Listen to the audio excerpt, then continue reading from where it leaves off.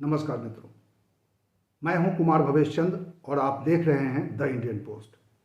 आज इस वीडियो में मैं बात करूंगा प्रधानमंत्री के जो लगातार संबोधन उनका चल रहा है डीएम्स के साथ, हेल्थ वर्कर के साथ, और उस कड़ी में आज उन्होंने काशी में यानी वाराणसी के हेल्थ वर्कर्स और डॉक्टरों से बातचीत की।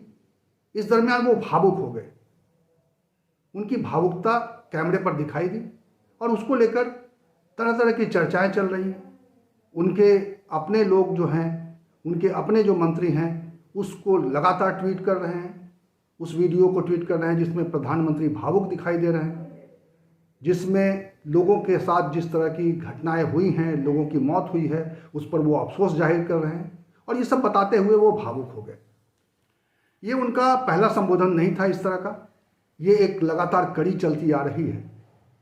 लेकिन सवाल उठ रहा है कि क्या प्रधानमंत्री सिर्फ वाराणसी के सांसद हैं, क्या देश के प्रधानमंत्री हैं?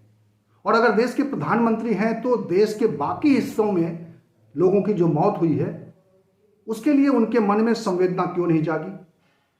ये सवाल मैं प्रधानमंत्री से कर रहा हूं और मैं उम्मीद करता हूं कि मेरे इस सवाल को देशद्रोह के तौर पर नहीं लिया जाएगा, क्योंकि आजकल एक नया सिस्टम शुरू हो गया है और जैसे लगता है कि प्रधानमंत्री के इस तरह की आलोचना देश की आलोचना के तौर पर लिया जाने लगा है। और इसीलिए मुझे कहना पड़ रहा है कि मैं सिर्फ और सिर्फ प्रधानमंत्री के इस रुख की आलोचना कर रहा हूं, क्योंकि वो देश के प्रधानमंत्री हैं। उनकी पूरी संवेदनाएं पूरे देश के लिए होनी चाहिए, लेकिन उनकी संवेदना आज वाराणसी में लोगों से बात करते हुए दिखाई दी। मैं उस वीडियो को भी दिखाऊंगा और दिखाऊंगा आपको कि प्रधानमंत्री ने कुछ स्कीम्स लॉन्च की हैं, स्कीम्स सुझाया है कि कैसे गांवों में जो संक्रमण बढ़ रहा है उसको कैसे काबू किया जा सकता है। हालांकि जब पूरे किसी भी प्रदेश के मुख्यमंत्री से बात कीजिए तो सब यही कहते हैं कि प्रधानमंत्री के दिशा निर्देशों के मुताबिक कोरोना संक्रमण को काबू करने की कोशिशें चल रही हैं। सारा क्रेडिट जो है प्रधानमंत्री को दिया जाता है। ऐसे में बहुत सारे सवाल हैं, मैं उन पर चर्चा करूंगा और इस वीडियो में मैं शिक्षा मित्रों की मौत के मुआवजे को लेकर प्रदेश सरकार का, योगी सरकार का जो नया रुख सामने आया है उस पर भी चर्चा करूंगा। और योगी सरकार ने इतनी जल्दी क्यों पलटी मारी? इससे पहले कि मैं इन दोनों मसलों पर बात शुरू करूं, मैं आपसे अनुरोध करना चाहूँगा कि अगर आपने अभी तक हमारा ये चैनल सब्सक्राइब नहीं किया है तो प्लीज़ इसे सब्सक्राइब कर लीजिए। मैं आपके दम पर ही, मैं आपके भरोसे पर ही सरकार से कड़े सवाल पूछ पाता हूं। मैं आपके सहारे ही, आपके भरोसे ही सरकार से ऐसे सवाल पूछ पाता हूं जो आप पूछना चाहते हैं। ये आपकी हिम्मत है जिसकी वजह से मेरे अंदर हिम्मत आती है और मैं सवाल से कड़े सवाल पूछ पाता हूं और आपके लिए पूछ पाता हूं। तो चलिए बढ़ते हैं आज की सबसे बड़ी खबर, प्रधानमंत्री की खबर के बारे में बात करते हैं। प्रधानमंत्री ने जो वाराणसी के हेल्थ वर्कर्स के साथ, डॉक्टरों के साथ जो बातचीत की है उसका सार क्या है? सबसे पहले तो मैं चाहूंगा कि आप वो वीडियो देख लीजिए जिसमें प्रधानमंत्री भावुक हो गए हैं, और वो वीडियो भी मैं आपको दिखाऊंगा जिसमें प्रधानमंत्री ने गांवों को संक्रमण से बचाने के लिए जो फार्मूला दिया है, जो नया सूत्र दिया है। हालांकि उस सूत्र पर सवाल उठ रहे हैं। उस सूत्र को लेकर समाजवादी पार्टी के अध्यक्ष अखिलेश यादव ने कुछ सवाल किए हैं, वो उसको भी जानने या समझने की जरूरत है। लेकिन सबसे पहले मैं चाहूंगा कि बहुत ही संक्षिप्त में आप प्रधानमंत्री का ये वीडियो देख लीजिए। मैं काशी का एक सेवक होने के नाते हर एक काशीवासी का हृदय से बहुत बहुत धन्यवाद देता हूं। विशेष रूप से हमारे डॉक्टर्स ने, नर्सेस ने, technicians, ward boys, ambulance drivers, आप सभी ने जो काम किया है वो वाकई सराहनीय है।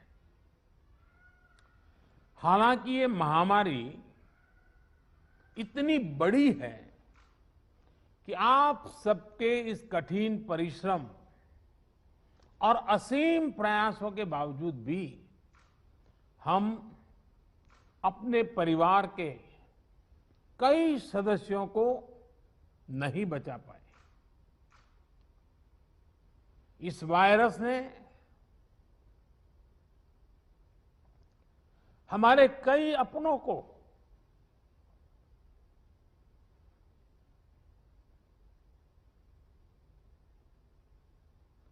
हमसे छीना है।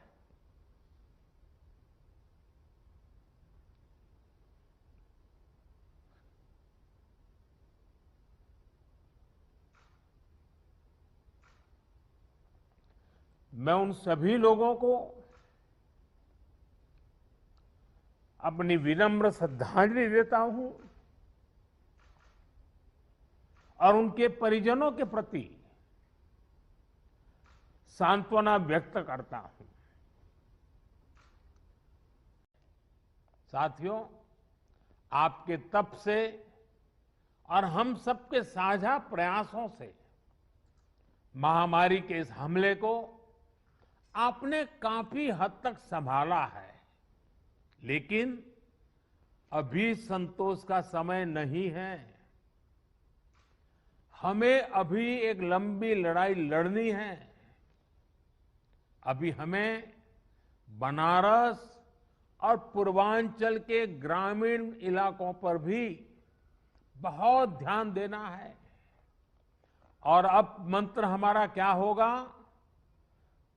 हर व्यवस्था के लिए, हर इकाई के लिए नया मंत्र यही है, जहां बीमार वहीं उपचार। ये हम भूले नहीं, जहां बीमार वहीं उपचार। जितनी हम उपचार उसके पास ले जाएंगे, उतना हमारी हेल्थ व्यवस्था पर दबाव बहुत कम होगा। और इसलिए अब सब हमारी सारी व्यवस्थाएं, जहां बीमार वहीं उपचार।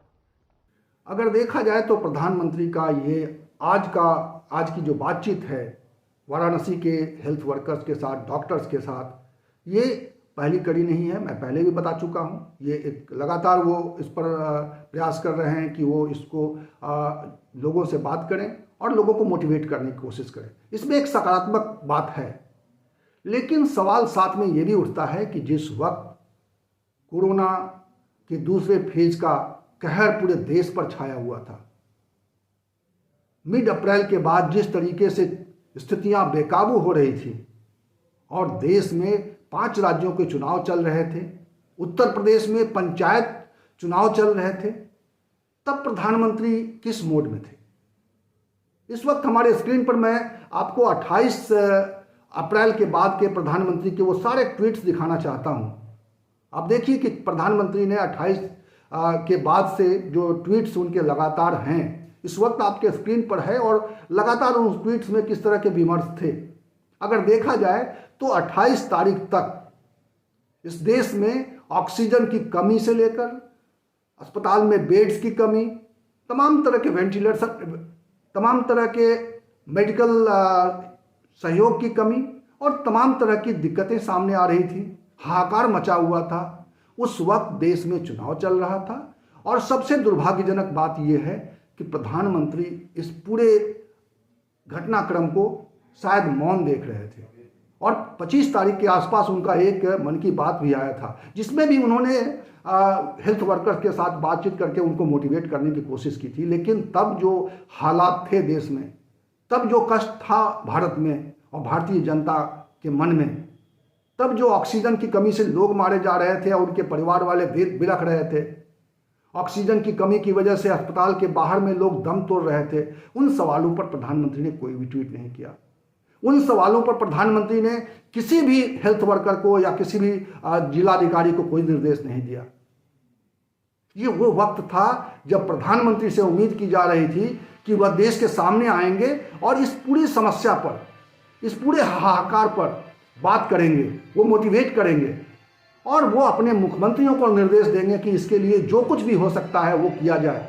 वो तमाम अपने मंत्रियों को निर्देश देंगे कि इस पूरे अभियान में चुनाव के साथ साथ जुट जाना चाहिए कि कैसे लोगों को अधिक से अधिक सहयोग मिले, अधिक से अधिक राहत मिले।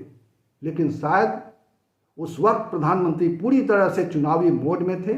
और देखा जाए तो 2 मई को जब नतीजे आए, तब भी प्रधानमंत्री चुनावी मोड में ही थे। जहां उनकी जीत हुई वहां उन्होंने अपने कार्यकर्ताओं का संबल बढ़ाया, जहां अपने विरोधियों की जीत हुई उनको वो धन्यवाद और उनको वो साधुवाद दे रहे थे, उनको बधाइयाँ दे रहे थे, ममता बनर्जी को भी बधाई दे रहे थे।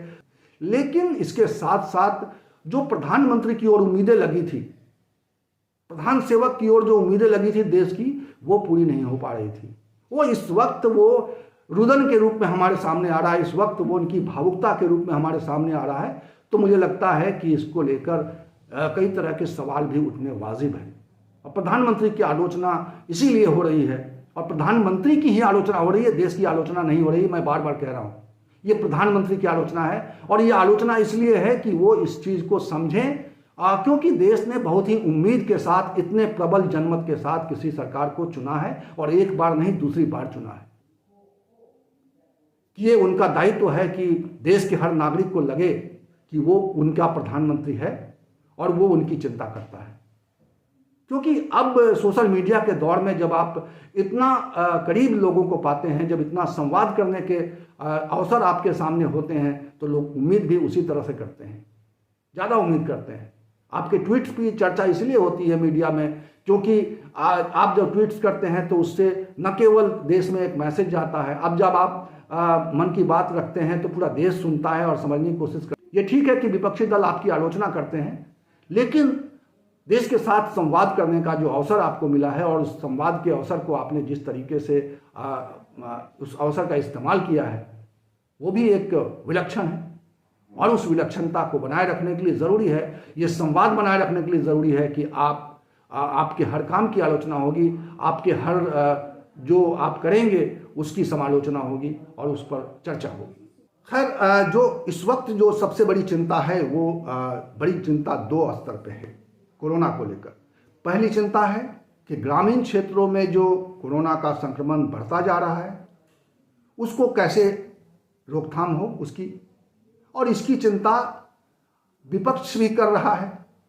मैं विपक्ष के इस चिंता को दिखाना चाहता हूं। राजीव शुक्ला का एक बयान आया है, कांग्रेस का बयान आया है, उसको पहले सुन लीजिए आप। आज हमारी सबसे बड़ी चिंता है, जो खबरें हमारे पास आ रही है, कांग्रेस पार्टी के पास आ रही है और सूत्रों से भी आ रही है, विशेषज्ञों से भी आ रही है, कि गांवों में ये बुरी तरह फैल रहा है। और खासतौर से 25 राज्य देश के ऐसे हैं जहां भी गांव में बुरी तरह फैल रहा है। वो सबसे बड़ी चिंता की बात है, क्योंकि गांव में ना तो कोई टेस्ट की सुविधा है, टेस्टिंग की, ना कोई इलाज की सुविधा है, ना अस्पताल है, और जो है भी वो डॉक्टरों को इसके इलाज की कोई जानकारी नहीं कि क्या करना चाहिए क्या नहीं करना चाहिए।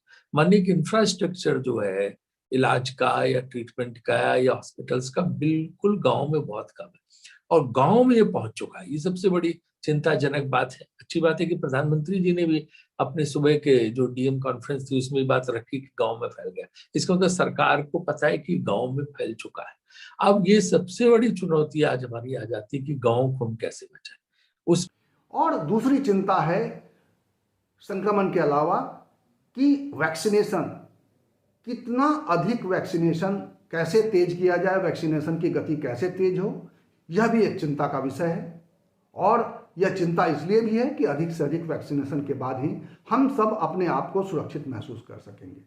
और अब बात करते हैं उत्तर प्रदेश में मुख्यमंत्री योगी आदित्यनाथ ने जो चुनाव ड्यूटी में जो मुआवजे का जो नियम था उसको बदलने के लिए जो सकारात्मक पक्ष दिखाया है, उसके लिए उस पर बात करूंगा।